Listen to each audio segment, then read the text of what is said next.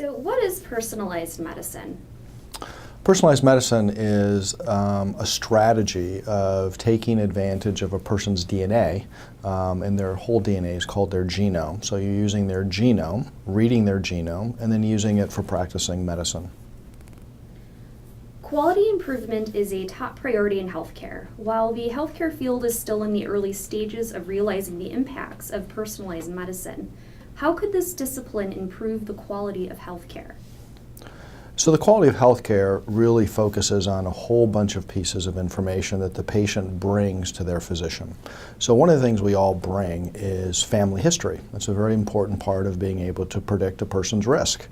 The problem with family history is that very few people really know what their family history is. And worse, very few of us know enough about medicine to know what the different diseases are and if they really have those diseases. Now, your genome is actually a blueprint that is quantitative, and it does say what you are at risk for.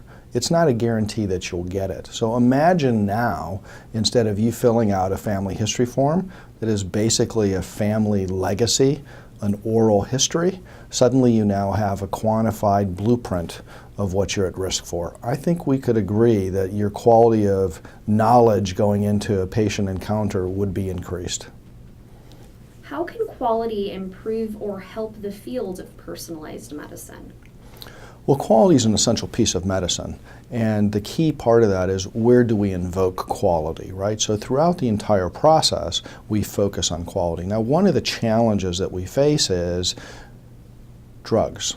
Which drugs do we give? What dose should we give? How long should we give the medication for? So it turns out that some levels of genes and drugs interact with each other. So you could actually know a better medicine to take by looking at a person's genome. That would obviously affect quality because suddenly now it's not, oh, if you have a side effect, call your doctor. It's now, we're not going to give you the medication because you're at risk for having a negative side effect. What role is the big data movement playing in personalized medicine? So big data, what exactly is big data, right? I mean, it's a big, it's a big question, if you will. And you can look at it from a whole bunch of different perspectives. So let's start with the simple question. So what's big data? Well, at the simplest level, reading your genome is a terabyte of data, which is 1,000 desktop computers in essence. So every person's genome is about that big. Now here's the tricky part. You have 100 trillion cells in your body, each carrying a terabyte of data. And remember, cancer can be caused by one single defect in one single cell. So if we really expand this, it turns out to be a ginormous amount of data that needs to be taken a look at. So I think we're just beginning to talk about big data. 10 years from now, talking about a terabyte of data, we're not even going to think about it. It's just like what it used to be when desktop computers came out. So data is going to only increase, and how we use it then becomes a big deal. And obviously, in terms of quality, the more data you have, the greater your chances of error. So how do you then balance having a lot of data, obvious error, and having to improve quality? And I think that's really going to be a very exciting place. So let's say a patient approaches their doctor with the results of their genomic test. Maybe they're kind of worried about what the results say and are kind of looking for further interpretation. Do you have any advice for doctors in those situations? Well, I'm going to start with advice for a patient first. So first of all, the patient needs to have gone through genetic counseling. And hopefully, having gone through genetic counseling, they're going to be paired with a physician that knows something about their genome and what to do with the information. Because short of that, just walking in cold with a genome and saying to a physician, hey, can you look at my genome? They're not trained for that. This has all been new technology that's come along for that. Now they understand basic genetics. So for the physicians that are out there, they will start having to see this happen. So what they're going to need to be doing is looking for continuing medical education programs and different training around that as that turns out. There's very few of those right now, but they're going to happen. And the other part is that what they need to do, if they're not ready for it, is to get together with a geneticist or a genetic counselor that does have familiarity with it. So that's something that we do at the medical college quite often, is we provide a consult service for people looking for that type of information. What can healthcare professionals do to equip themselves with the knowledge and skills required to take a leading role as personalized medicine experts in their healthcare system or practice? Yeah, it's a great question. What are we going to do? What can they do right now? And the challenge is there's really just the beginning of courses starting to come out on that. So in some senses, we're ahead of the curve. We can start generating the data, and we are generating the data, and we are practicing medicine with that. And you can go to some private places to get this information on your own.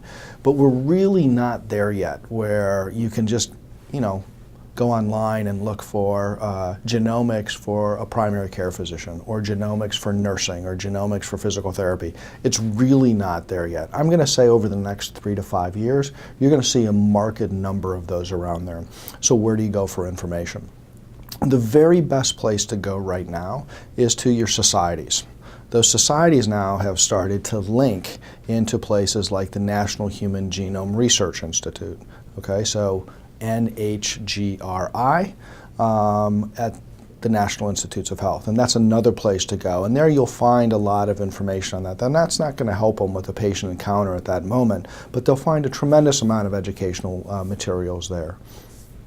What do you think are critical components to advancing personalized medicine?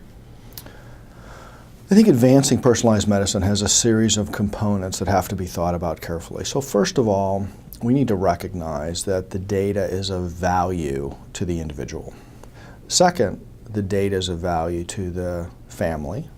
And third, the data is of value to society. Now, how do we balance all of those different pieces, right? So reading your genome creates information that's useful for you and your family, and also for helping us understand diseases in other people. So it has tremendous amount of value. But it also has issues around what information do you want to know? Some people are very comfortable with knowing what the potential future is, and other people are not. So how do we figure out, and how do we get involved with looking at what data needs to be returned, how it's going to be returned, what people can do with that information? So I think data return is really the big part of this, and this is why we call it personalized medicine.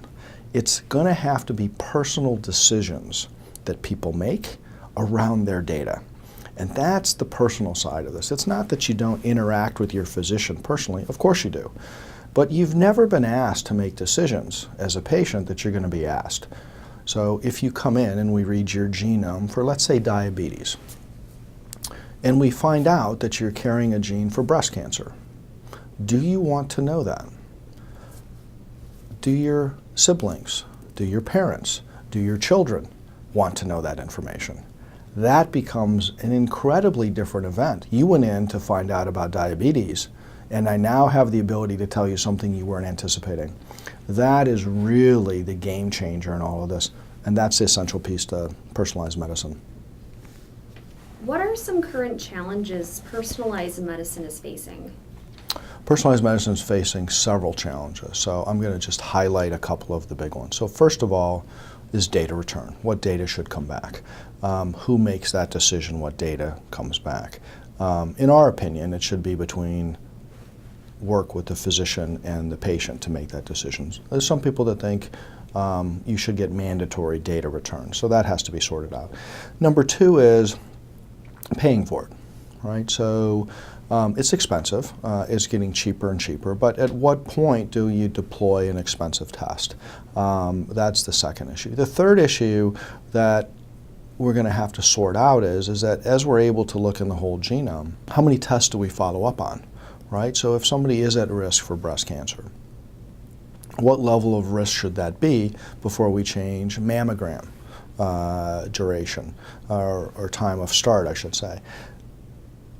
Should we, if you're not carrying risk factors for breast cancer, should you have mammograms at the same frequency as people that are carrying a risk? And I think these are really the challenges, is about trying to understand how the medical side balances with the data that comes out of it. So it's a little bit of a chicken versus the egg. The more genomes we look at, the more medical records we have, then the more we know what the value proposition is. And so one of the big challenges is is when do we deploy this medically? And there's some debate about that, with a couple of exceptions. And one is that rare diseases, or in cases where people have not been able to make a diagnosis, it's becoming medically acceptable to do this. And cancer is also another place.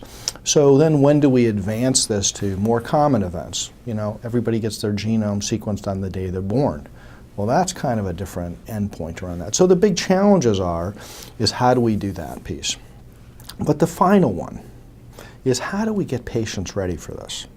How do we teach this in a way? How do people who are now going to have to make personal decisions have the information to make personal decisions? And if all of those, I think that's the one we need to spend some time on. We need to really think about that. We need to do studies on this. We need to ask people. And we need to look to see what happens down the road.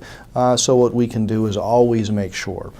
Now, inside the Human Genome Project, there's been a long-standing arm of this that is helping inform on this, and it's something that's related to ethics, social, and legal implications. It's called ELSI. And so we're starting to build some of that, but more and more we need to start asking people, what do you want to know? And why do you want to know? Those are the big issues. What are your predictions or hopes for personalized medicine? Well, predictions and hopes, I think we have to separate those out a little bit. So I'm going to start with hopes first. So my hope is that we'll be able to get genomic sequencing into medicine very, very quickly, and then we can use that to improve how we practice medicine. So that's my hope. I think we're leaving a lot of data on the table, and I think we can help physicians do a better job of practicing healthcare. My prediction is that there was an event that just happened last week. One of the major sequencing companies announced that their technology is now going to be able to create a genome for $1,000. And that has always been the magic number. And so my prediction is now that it's at $1,000, how many things won't you use it for? And as it goes cheaper, it's going to be even harder and harder not to deploy it for multiple different things. So my prediction is, within the next couple of years, I don't know if it's 3 or 5, we're going to see an inflection point where suddenly genome sequencing is going to be done for all kinds of things we never imagined. And I'm going to predict that within 20 years, maybe even 10 years, the day you're born, your genome's sequenced.